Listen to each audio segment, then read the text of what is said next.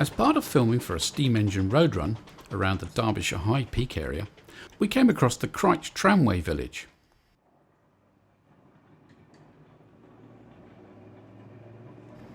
Set in the Derbyshire High Peak district, it is a living museum of our tramway history, referred to as a village because in effect that is what it is.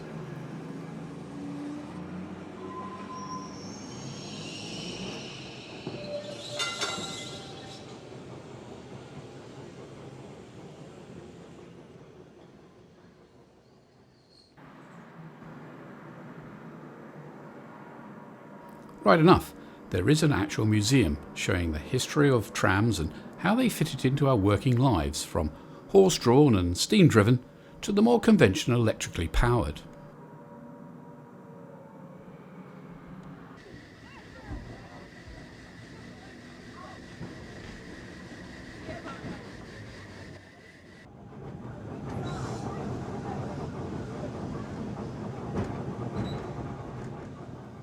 But the village is a great deal more than a museum. There are tram lines reaching out from the main village with trams of all sorts running on them, so that visitors can take a ride and experience what that was like in days gone by. Gordon Birch is one of the many volunteers who keep everything running here. Right, I'm Gordon Birch. I'm a volunteer here at the National Tramway Museum, otherwise known as Crich Tramway Village. This section here that you can see, certainly not as wide as this, but was a narrow gauge railway from the quarry up there, down under the road and down to Ambergate. And it was taking limestone from the quarry down to a plant down there which was processing it, putting up trains and delivering it across the country. Obviously, to have an operational tramway, you do need to have some buildings around to put it into context. And the buildings here, most of these buildings here that you see, the Burnley Corporation tramways, the bank, were actually disassembled in Burnley and brought here and reassembled brick by brick. The bigger building, the big facade there, which is the Derby meeting rooms, obviously came from Derby. So we got that facade, these facades, which were brought here piecemeal, and we have the Red Lion, who came from Stoke-on-Trent, which was a pub we acquired and rebuilt here, brick by brick. There was quite a lot of development going on in towns around the country during the 50s, the 60s, when we were building the museum, and very often buildings like the Red Lion were going to be demolished, and there was a movement to preserve some of these old buildings. And it just made sense to bring them here and make them part of the tramway landscape.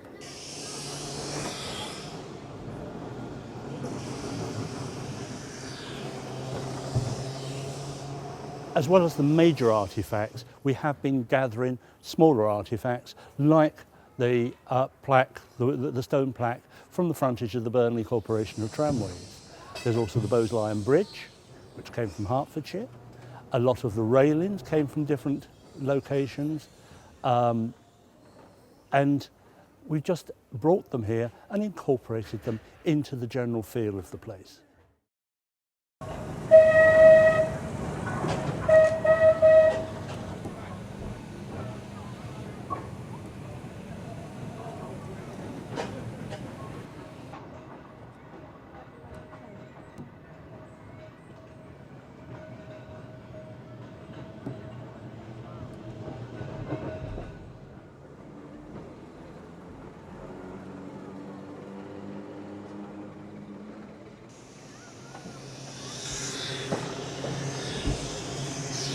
The tram rides take you through the village and out into the countryside. A great way to see this part of Derbyshire.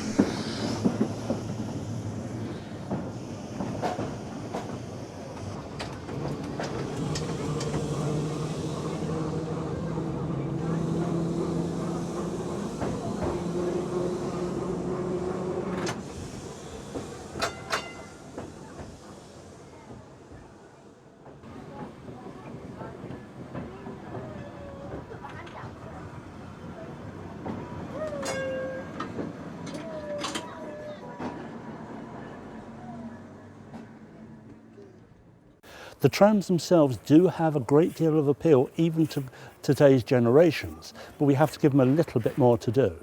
And we've got the working pub, we've got a restaurant and that. We do have, I think, one of the jewel in the crown of the museum is the Woodland Walk. And the Woodland Walk is a half-mile walk along the side of the Amber Valley, beautiful views, but apart from that, we have a whole range of superb wooden sculptures that the children particularly enjoy. And that's all the children, including their parents and their grandparents.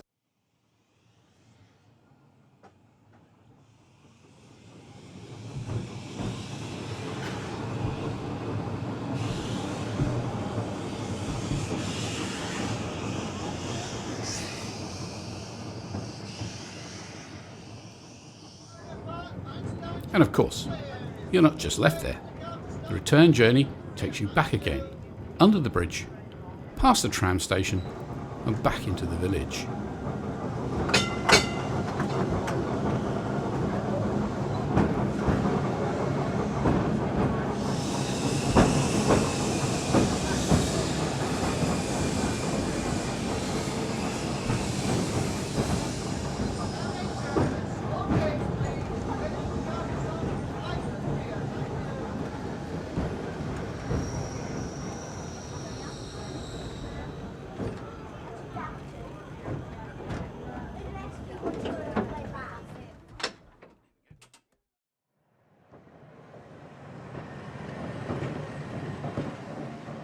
The village offers much more for visitors to see and experience.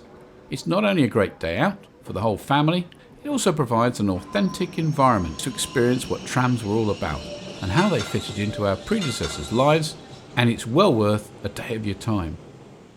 You can find all of the details about what is here, the special events that take place and how to visit the museum and village at www.tramway.co.uk.